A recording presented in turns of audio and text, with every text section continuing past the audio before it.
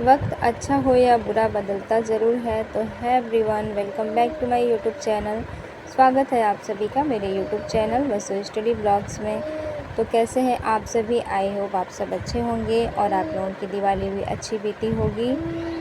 तो दिवाली तो हमें ये सिखा के गई कि अगर आप कामयाब हो तो आपका हर दिन त्यौहार है, नहीं तो आप एक बंद कमरे में बैठे रहो, आपको कुछ भी मिलने वाला नहीं है।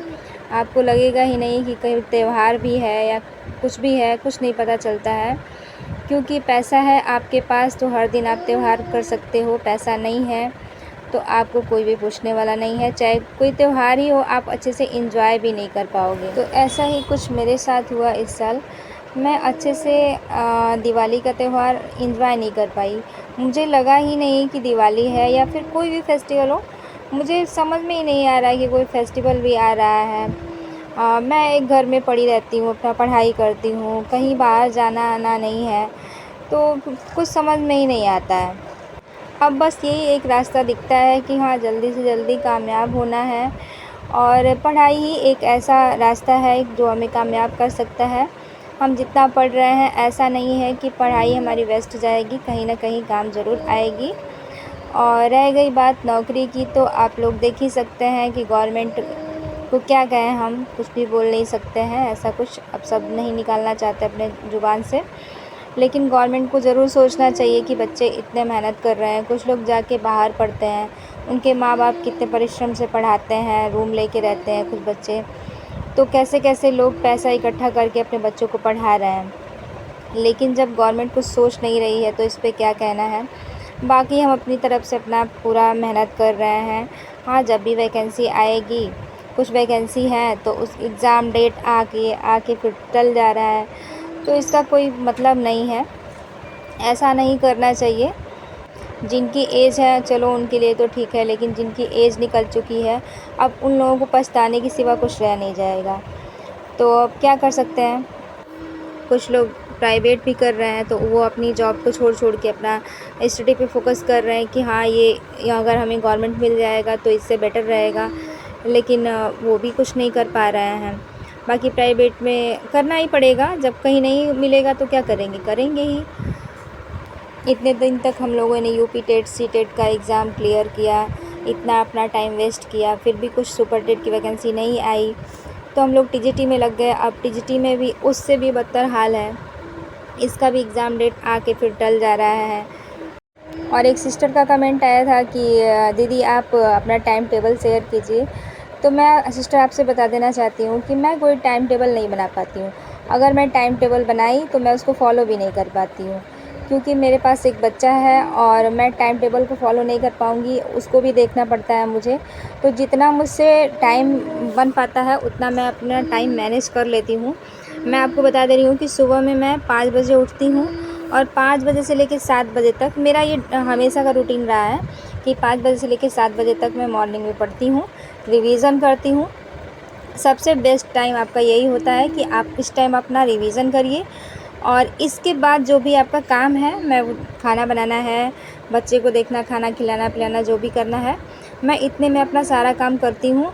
और 10 बजे से, अगर 9 बजे मुझे टाइम मिल गया तो ठीक है, नहीं तो 10 बजे मैं फिर से बैठती हूँ और 10 बजे से लेके 11 या 12 बजे तक मैं फिर पढ़ती हूँ और फिर मैं 1 घंटे 1.5 घंटे रेस्ट लेती हूँ दिन में। उसके बाद मुझे फिर बच्चे को देखना रहता है, उसके बाद खाना वाना खिलाने के बाद फिर मैं 2 बजे से बैठती हूँ पढ़ने के लिए। 2 बजे से मुझे जितना टाइम मिल पाता है शाम तक मैं उतना पढ़ती हूँ और फिर शाम को 7 बजे के बाद मैं खाना वगैरह बनाती हूँ, जो भी काम करना रहता है मुझे। और उसके बाद मैं 9 बजे फिर बैठती हूँ और 9 बजे से मैं 10 ज़्यादा मैक्सिमम 10:30 तक मैं जगती हूँ, क्योंकि मैं ज़्यादा प्रेशर लेके पढ़ाई नहीं करना चाहती हूँ। ज़्यादा प्रेशर लेने से मेरा सिर दर्द भी करने लगता है, इसीलिए मैं ज़्यादा प्रेशर नहीं लेती हूँ। मैं थोड़ा सा रात में आधा घंटा मोबाइल चलाऊँगी, उसके बाद मैं सो जाती हूँ और फिर मॉर्निंग में उठ के अपना पढ़ाई करती हूँ। कुछ दिनों से मेरा रूटीन थोड़ा ख़राब चल रहा है और मैं सोच रही हूँ कि जैसे मेरी पहले रेगुलरिटी थी वैसे मैं बना लूँ।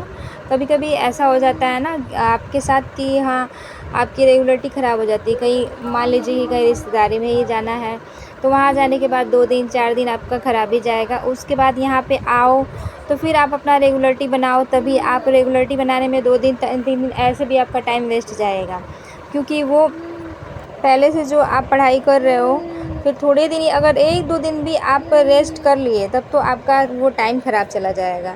इसलिए आप ये सोचें कि हाँ, कहीं आया जाए ना, रेगुलर आप पढ़ाई करते रहें तो ही आपका अच्छा है।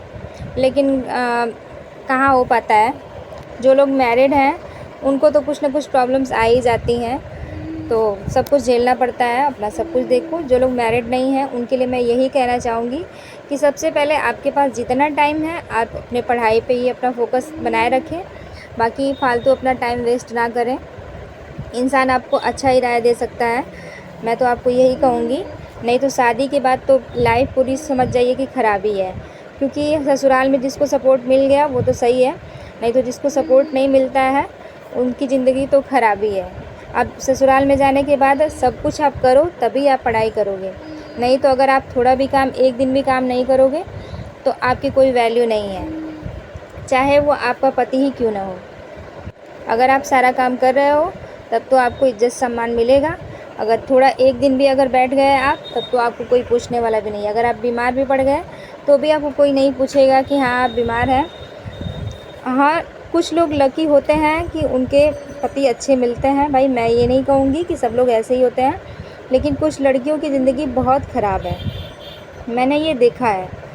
और मैं अपने आप को भी ये बोल रही हूँ कि मेरा खुद कोई सपोर्ट करने वाला नहीं है, मैं सारा काम खुद करती हूँ अपने आप। हस्बैंड है तो उनको भी, वो भी, उनका भी थोड़ा सेहत सही नहीं रहता है, तो मैं उनको ज़्यादा प्रेशर नहीं देती हूँ कोई भी काम करने के लिए। जो भी झेलना रहता है मैं खुद झेल लेती हूँ। तो ये ज़िंदगी है, सबके ज़िंदगी में कुछ ना कुछ, किसी के ज़िंदगी में खुशी है, किसी की ज़िंदगी में गम है, तो कुछ ना कुछ तो लगा ही रहेगा। इतना सोचना नहीं है, बाकी जितना टाइम मिल रहा है आप अपने टाइम को पढ़ाई में लगाएं तो वो अच्छा रहेगा। और जो सिस्टर ने हमें कमेंट किया था उनको मैं यही कहना चाहूँगी कि मैंने जो आपको बताया है आप उसे फॉलो करेंगी तो वो सही रहेगा। अगर आप मैरिड हो तो, अगर आप मैरिड नहीं हो तो आप अपने हिसाब से आप अपना टाइम टेबल बना सकते हो, क्योंकि मैं टाइम टेबल को उतना फॉलो नहीं कर पाती हूँ, इतनी सारी जिम्मेदारियाँ हैं। तो फ्रेंड्स, आप लोगों को आज की वीडियो कैसी लगी हमें कमेंट बॉक्स में ज़रूर बताइएगा। अगर कोई आप लोगों को क्वेश्चन हो तो आप हमसे ज़रूर पूछ सकते हैं। तो मिलता है नेक्स्ट वीडियो में, तब तक के लिए फ्रेंड्स बाय बाय।